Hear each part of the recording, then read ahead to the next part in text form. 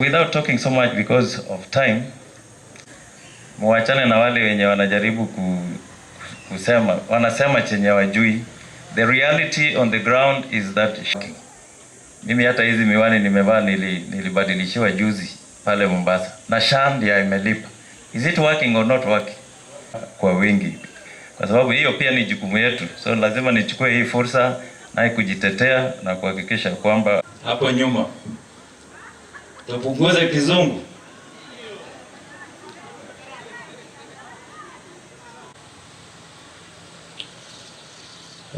Dr. Kibor and the entire Minister of Health, government officers present here, the sponsors of our program, CHP is present, viongozi wote wenye wako County Commissioner wa KWALE. Baadhi wenyu tunajuana, ila pengine kwamba tunajuana. Vile imesemekana hapo mbeleni, waumini wapate nafasi kwenda kuswali. Sisi tunapambana na security, so hatuwezi kuwa na speech mingi kutoka kwa representative ya cabinet secretary. So mine is to welcome. KWALE is a very peaceful place. KWALE is generally cool. You can feel the weather. You might imagine that you're in Nairobi to KWALE. And we invite you to come. Just towards the late last year, we had the Mashujaa Day here.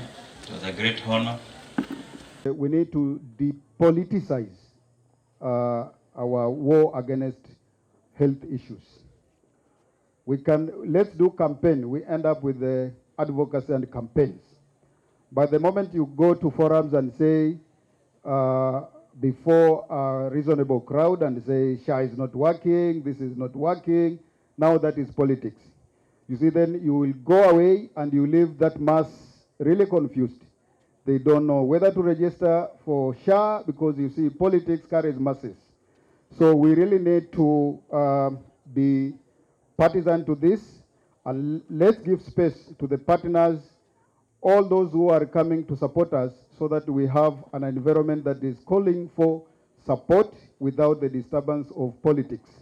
I think that one is a humble request that we really need, or to us politicians or to any other organizations that are working hand in hand with the ministry.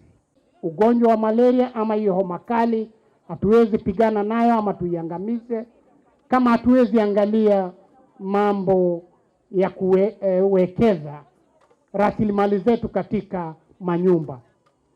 So ningependa tuweze kuangalia, yes, with the building resources, let's think of how we reinvent and reimagine and reinvest our resources ziweze kuangalia mambo ya kupunguza malaria. And in addition, pia sisi tuko na border hapa.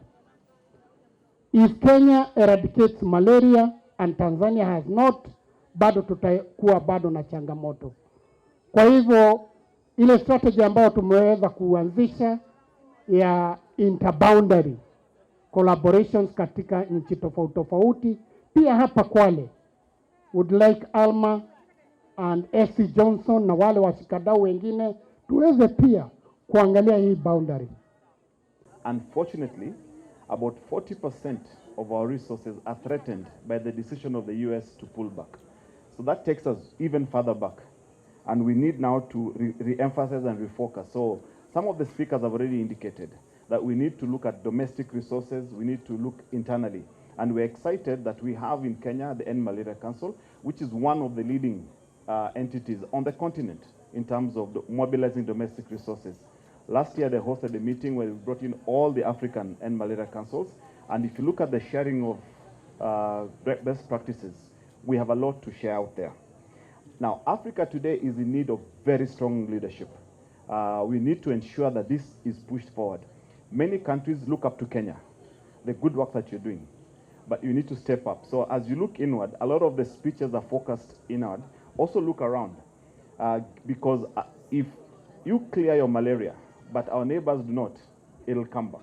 So we need to ensure that we strengthen our cross-border relationship, our cross-border collaboration to ensure that we move forward. We are happy to hear in recent times a lot of discussion around that, especially from the State Department of Health. We must remain committed to closing the resources gap that have hindered our ability to scale malaria interventions in the past.